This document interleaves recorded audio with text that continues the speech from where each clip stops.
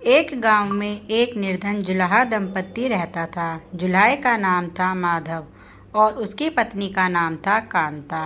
वह दोनों बहुत परिश्रमी थे। सारा दिन काम करते, सुंदर सुंदर कपड़े बनाते, किंतु उनके बने कपड़ों की उनको अच्छी कीमत नहीं मिल पाती थी। फिर भी जो मिलता वह उसी से संतुष्ट रहते और एक टूटी फूटी छोटी सी झोपड़ी में रहकर अपना जीवन व्यतीत कर रहे थे। वह बहुत संतोषी स्वभाव के थे। वह दोनों भगवान श्री कृष्ण के अनन्य भक्त थे। दिन भर के परिश्रम के बाद जो भी समय मिलता उसे वह दोनों भगवान के भजन कीर्तन में बिता देते। माधव के पास एक तानपुरा और एक खड़ताल थी। जब वह दोनों मिलकर भजन गाते तो माधव तानपुरा बजाता और उसकी पत्नी खड़ताल। फिर भी दोनों भगवान के भजन में ऐसा डूब जाते कि उनको अपनी भूख प्यास की चिंता भी नहीं रहती। उन्होंने अपनी दीनहीन अवस्था के लिए कभी भी भगवान को उल्हाना नहीं दिया और अपने जिसी जीवन में प्रसन्न रहते थे। लेकिन एक दुख उनको सदा सताता रहता कि उनके कोई संतान नहीं थी। इसको लेकर वह सदा चिंतित रहा करते थे। चिंता तो थी, फिर भी दोनों सदा भगवान की भक्ति में मग्न रहते। इसको भी उन्होंने भगवान की लीला समझकर स्वीकार कर लिया और निष्काम भाव से श्री कृष्ण की भक्ति में लीन रहने लगे। जब उनकी आयु अधिक होने लगी तो एक दिन कांता ने माधव से कहा कि हमारी कोई संतान नहीं है। कहते हैं कि संतान के बिना मुक्ति प्राप्त नहीं होती। अब हमारी आयु भी अधिक हो चली है, ना जाने कब बुलावा आ जाए। मरने के बाद हमारी चिता को अग्नि कौन देगा? कौन हमारे लिए तर्पण आदि कार्य करेगा? कैसे हमारी मुक्ति होगी? माधव बोला, तू क्यों चिंता करती है? ठाकुर जी हैं ना, वही सब देखेंगे।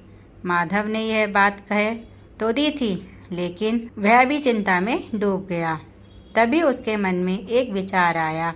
वह नगर में गया और श्री कृष्ण के बाल रूप की एक मूर्ति ले आया।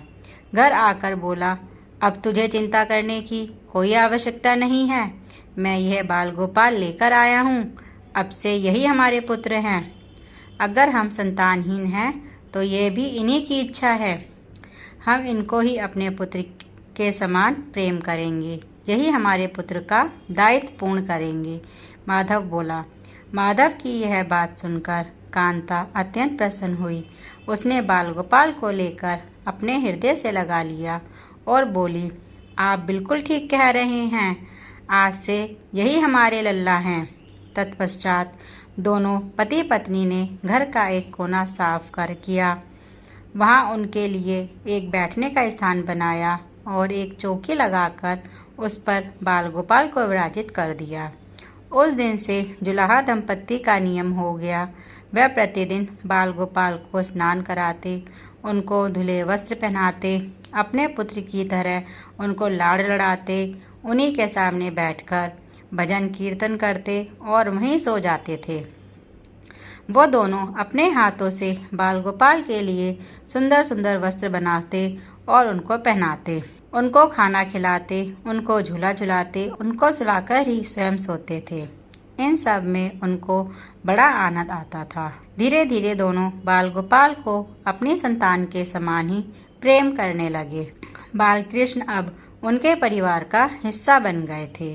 कांता का नियम था कि वह रोज पहले अपने हाथों से अपने लल्ला को भोजन कराती, तब स्वयं भोजन करती। लल्ला को भोजन कराते समय उसको ऐसा प्रतीत होता जैसे वह अपने पुत्र को ही भोजन करा रही हो। उन दोनों के निश्चल प्रेम को देखकर करुणानिधान भगवान अत्यंत प्रसन्न हुए और उन्होंने अदृश्य रूप में आकर स्वयं भोजन खाना आरंभ कर दिया। कांता जब प्रेम पूर्वक बाल गोपाल को भोजन कराती तो भगवान को प्रतीत होता मानो वह अपनी माँ के हाथों से भोजन कर रहे हों। उनको कांता के हाथ से प्रेम पूर्वक मिलने वाला हर कोर माँ के प्रेम का प्राप्त होता था। भगवान श्री कृष्ण स्वयं माँ की उस प्रेम लीला के वशीभूत हो गए, किंतु कांता कभी यह नहीं जान पाई कि स्वयं बाल गोपाल उसके हाथ से भोजन करते हैं। एक दिन कार्य बहुत अधिक होने के कारण कांता बाल गोपाल को भोजन कराना भूल गई। गर्मी का समय था। भरी दोपहरी में दोनों पति पत्नी कार्य करते करते थक गए और बिना भोजन किए ही सो गए। उनको सोते हुए कुछ देर ही हुई थी कि उनको एक आवाज़ सुनाई दी, मैया, ओ मैया, बाबा, ओ बाबा, मुझे भूख लगी है। दोनों हड़बड़ाकर उठ गए। चारों ओर देखा, आवाज़ कहाँ से आई है, किंतु कुछ नहीं दिखाई दिया।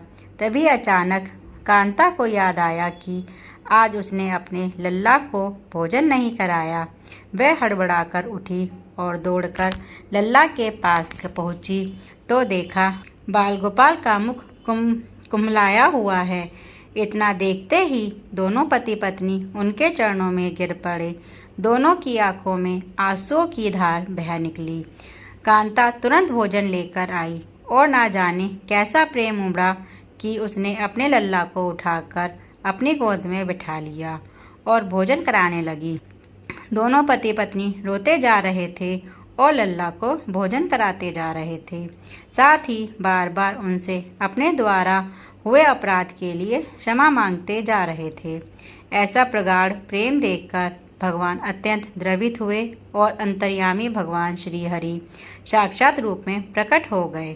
भगवान ने अपने हाथों से अपने रोते हुए माता पिता की आंखों से आंसू पोंछे और बोले, प्रिय भक्त, मैं तुम्हारी भक्ति और प्रेम से अत्यंत प्रसन्न हूँ। तुम जो चाहो वर मांग लो, मैं तुम्हारी प्रत्येक इच्छा पूर्ण करूँगा। इतना सुनते ही दोनों भगवान के चरणों में गिर पड़े और बोले, दयानिधान, आप हमसे प्रसन्न हैं और स्वयं हमारे सम्मुख उपस्थित हैं। इसी से हमारा जीवन धन्य हो गया। इससे अधिक हमें और क्या चाहिए? इससे अधिक किसी भी वस्तु का भला क्या महत्व हो सकता है? आपकी कृपा हम पर बनी रहे, बस इतनी कृपया करना। श्री हरि बोले, यदि तुम चाहो तो मैं तुम्हारे जीवन में संतान के अभाव को समाप्त कर सकता हूँ। तुम्हें एक सुंदर संतान प्रदान कर सकता हूँ। यह सुनते ही माधव और कांता एकदम व्याकुल होकर बोले, नहीं भगवान, हमको संतान नहीं चाहिए। उनका उत्तर सुनकर भगवान ने पूछा, किंतु क्यों? अपने जीवन में संतान की कमी को पूर्ण करने के लिए ही तो तुम मुझको अपने घर लेकर आए थे। यह सुनकर वह दोनों बोले, प्रभु, हमको भय है कि यदि हमको संतान प्राप्त हो गई तो हमारा मोह उस संतान के प्रति बढ़ जाएगा और हम अब की तरह आपकी सेवा नहीं कर पाएंगे। उनका प्रेम और भक्ति से भरा उत्तर सुनकर करुणा निधान भगवान करुणा से भर उठे। उनके विचार सुनकर स्वयं भगवान की आंखों से अश्रु टपक पड़े। वह बोले, हे मैया, हे बाबा, मैं यहाँ आया तो था आपके ऋण को उतारने के लिए, किंतु आपने तो मुझको सदा सदा के लिए अपना ऋणी बना दिया। मैं आपके प्रेम का यह ऋण कभी नहीं उतार पाऊँगा। मैं सदा सदा तुम दोनों का ऋणी रहूँगा। मैं तुम्हारे प्रेम से अत्यंत प्रसन्न हूँ। तुमने अपने निर्मल प्रेम से मुझको भी अपने बंधन में बांध लिया है। मैं तुम्हें वचन देता हूँ कि आज से मैं तुम्हारे पुत्र के रूप में तुम्हारे समस्त कार्य पूर्ण करूँगा। तुम्हें कभी संतान का अभाव नहीं होने दूँगा। तुम यह तो जानते ही हो कि मेरा वचन कभी असत्य नहीं होता। ऐसा कहकर भक्त वत्सल भगवान बाल गोपाल की प्रतिमा में विलीन हो गए। उस दिन से माधव और कांता का जीवन बिल्कुल ही बदल गया। उन्होंने सारा काम धंधा छोड़ दिया और सारा दिन बाल गोपाल के भजन कीर्तन और उनकी सेवा में व्यतीत करने लगे। भजन करते हुए उनको ना भूख लग सताती ना प्यास लगती। उन्होंने सभी प्रकार की इच्छाओं का पूर्ण रूप से त्याग कर दिया। अब माधव कभी कोई कार्य करता तो केवल बाल गोपाल के लिए सुंदर सुंदर वस्त्र बनाने का। उनके सामने जब भी कोई परेशानी आती, बाल गोपाल ही एक बालक के रूप में उपस्थित हो जाते और उनके समस्त कार्य पूर्ण कर देते। वह दंपत्ति और बालक गांव भर में चर्चा का विषय बन गए, किंतु गांव में कोई भी यह नहीं जान पाया कि वह बालक कौन है, कहाँ से आता है और कहाँ चला जाता है। धीरे धीरे समय बीतने लगा। अब जुल्हाए दंपत्ति बूढ़े हो चले थे, किंतु भगवान की कृपा उन पर बनी रही। अब दोनों की आयु पूर्ण होने का समय आ चला था। भगवत प्रेरणा से उनको यह ज्ञात हो गया कि अब उनका समय पूरा होने वाला है। इसी के चलते एक दिन दोनों ने भगवान को पुकारा। ठाकुर जी तुरंत प्रकट हो गए और उनसे उनकी इच्छा जाननी चाहिए। दोनों भक्त दंपत्ति भगवान के चरणों में प्रणाम करके बोले, हे प्रभु, हमने अपने पूरे जीवन में आपसे कभी कुछ नहीं मांगा, किंतु अब जीवन का अंतिम समय आ गया है, इसलिए आपसे कुछ मांगना चाहता हूँ।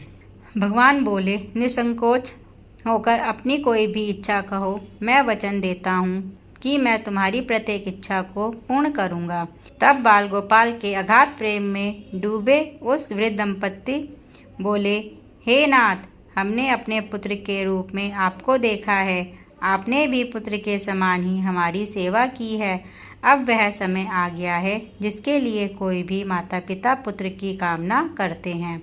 हे दीनबंधु, हमारी इच्छा है कि हम दोनों पति पत्नी के प्राण एक साथ निकलें। हे दयानिधान, जिस प्रकार एक पुत्र अपने माता पिता की अंतिम क्रिया करता है और उनको मुक्ति प्रदान करता है, उसी प्रकार हे परमेश्वर, हमारी अंतिम क्रिया आप अपने हाथों से करें, हमें मुक्ति प्रदान करें। श्री हरि ने दोनों को उनकी इच्छा पूर्ण करने का वचन दिया और बाल गोपाल के विग्रह में विलीन हो गए। अंत में वह दिन आ पहुंचा जब प्रत्येक जीव को यह शरीर छोड़ना पड़ता है।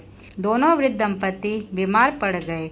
उन दोनों की भक्ति की चर्चा गांव भर में थी, इसलिए गांव के लोग उनका हाल जानने के लिए उनकी झोपड़ी के पास आ गए, किंतु उन दोनों का ध्यान तो केवल श्री हरि में रमा हुआ था।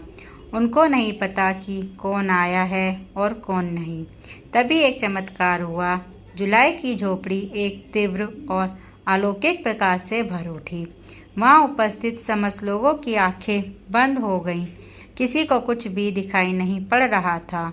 कुछ लोग तो झोपड़ी से बाहर आ गए, कुछ वहीं धरती पर बैठ गए। तभी श्री हरि अपने दिव्य चतुर्भुज रूप में प्रकट हुए। उनकी अप्रियतम शोभा समस्त सृष्टि को आलोकित करने वाली थी, जो वातावरण में एक दिव्य सुगंध भर गई। वह अपनी मंद मंद मुस्कान से अपने उन भक्त माता पिता की ओर देख रहे थे। उनका यह दिव्य रूप देखकर दोनों वृद्ध अत्यंत आनंदित और मंत्रमुग्ध हुए जा रहे थे। अपने दिव्य दर्शनों से दोनों को तृप्त करने के बाद करुणामयी लीलाधारी समस्त सृष्टि के पालन करता श्री हरि वहीं उन दोनों के निकट धरती पर ही उनके सिरहाने बैठ गए। भगवान ने उन दोनों भक्तों का सर अपनी गोद में रख लिया, उनके शीश पर प्रेम पूर्वक अपना हाथ रखा, तत्पश्चात अपने हाथों से उनके नेत्र बंद किए। इतना करते ही तत्काल दोनों के प्राण निकलकर श्रीहरि में विलीन हो गए। पंचभूतों से बना शरीर पंचभूतों में विलीन हो गया। कुछ समय पश्चात जब वह दिव्य प्रकाश का लोप हुआ तो सभी उपस्थित ग्रामीणों ने देखा कि वहाँ न तो माधव था, न ही कांता और न ही बाल गोपाल बचे थे, तो मात्र कुछ फूल जो धरती पर पड़े थे और एक दिव्य सुगंध जो वातावरण में चारों ओर फैली थी। विस्मित ग्रामीणों ने श्रद्धा से उस धरती को नमन किया। उन पुष्पों को उठाकर ग्रामवासियों ने शीश से लगाया और माधव और कांता की भक्ति और गोविंद के नाम का गुणगान करते हुए चल दिए, उन पुष्पों को श्री गंगा जी में विसर्जित करने के लिए। सच्चा भक्त वह है जो एक क्षण के लिए भी भक्ति से विमुख नहीं होता, अर्थात जिसका चित्त ईश्वर में अखंड बना रहता है, वही सच्चा भक्त कहलाता है। सरल शब्दों में कहें तो भक्ति के अंतिम चरण का अनुभव करने वाले को ही भक्त कहते हैं। दोस्तों, हमारी वीडियो को पूरा देखने के लिए धन्यवाद।